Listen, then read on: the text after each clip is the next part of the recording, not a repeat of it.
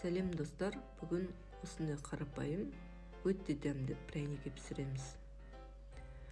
Ол үшін бізге 100 грамм ұнымыздың үстіне 200 грамм қантымызды салып, жақсылап араластырамыз.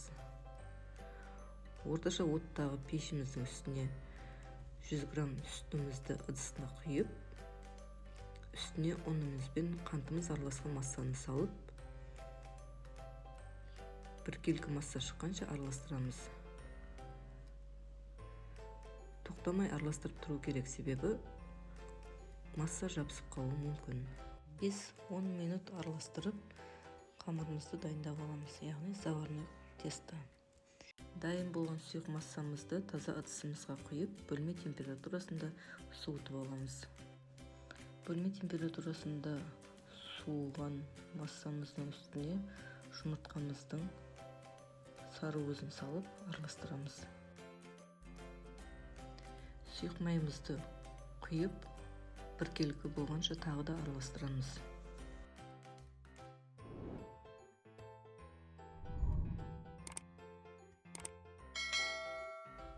Ұнымыздың үстіне тұзымызды, қамыр қопсытқышымызды салып араластырып, дайын болған сұйық массамыздың үстіне бөліп салып, жұмсақ әрі қолға жабыспайтын қамыр елеп аламыз.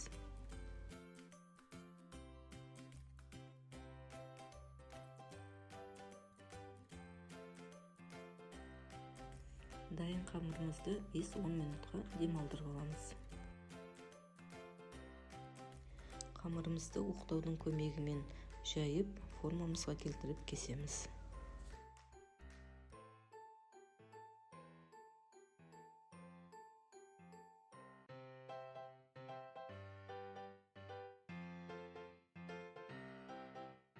Алдын ала қыздырылған 180 градус пешімізге 15-20 минутқа салып пісіріп аламыз.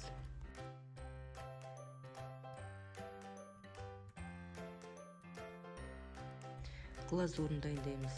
Ол үшін бізге жұмыртқаның сары өзін және қант ұнтағы, яғни сахарный пудра керек, және шай қасықтың ұшындай лимон қышқылын саламыз. Араластырамыз, сұйық массаға келтіреміз.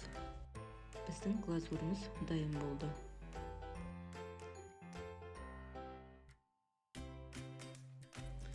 Пряниктерімізді ыдысымызға салып, үстіне дайын глазурымызды құйып, барлығын біркелкі араластырып аламыз. Және глазурымыз кепкенше пряниктерімізді ыдысымызға бір-бірден орналастырып кептіріп аламыз.